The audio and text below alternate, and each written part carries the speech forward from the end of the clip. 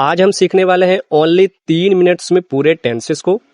तो आपको पता है कि टेंस कितने प्रकार का होता है। टेंस होता है 3 प्रकार का। सबसे पहले प्रेजेंट होता है, इसके बाद पास्ट होता है, इसके बाद फ्यूचर होता है। और सब टेंसेस के 4 टेंसेस होते हैं, इंडेफिनिट, कंटिन्यूअस, परफेक्ट और परफेक्ट कंटिन्यूअस। सबका यहाँ पे स्ट्रक्चर दिया गया है और साथ में एग्जाम्पल्स भी दिया गया है। आइए देखते हैं एक एक करके। तो प्रेजेंट इंडेफिनिट में डू या डज का यूज होगा, इसके बाद किसका यूज होगा, वर्ब वन का। यहाँ पे एग्जाम्पल है, आई हमारा सब्जेक्ट हो गया, इसके बाद इट हमारा वर्ब वन हो गया। पास्ट इंडेफिनिट टेंस में वर्ब टू यानी कि डिड का यूज होता है और इसके बाद वर्ब वन का यूज होता है। डिड अपने आप में एक पास्ट टेंस है, इसलिए यहाँ पे वर्ब वन का यूज हुआ है। ध्यान रखेंगे कि अफर्मेटिव सेंटेंस में सिर्फ वर्ब टू का यूज होगा, बाकी नेगेटिव और इंट्रोगेटिव में वर्ब वन का यूज होगा।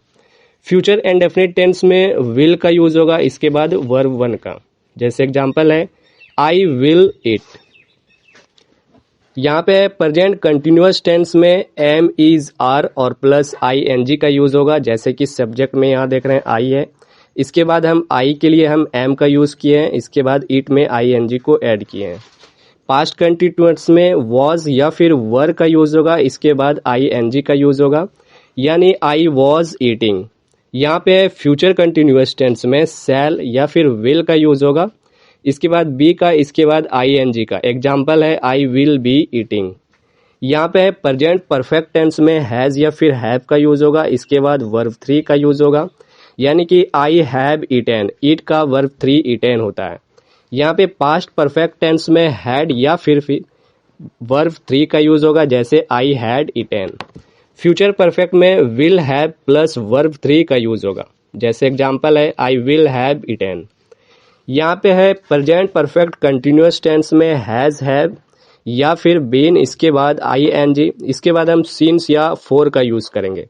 तो सिंस या फोर का यूज हम पिछले वीडियो में बताएं कि सिंस का यूज कब करना और फोर का यूज कब करना है।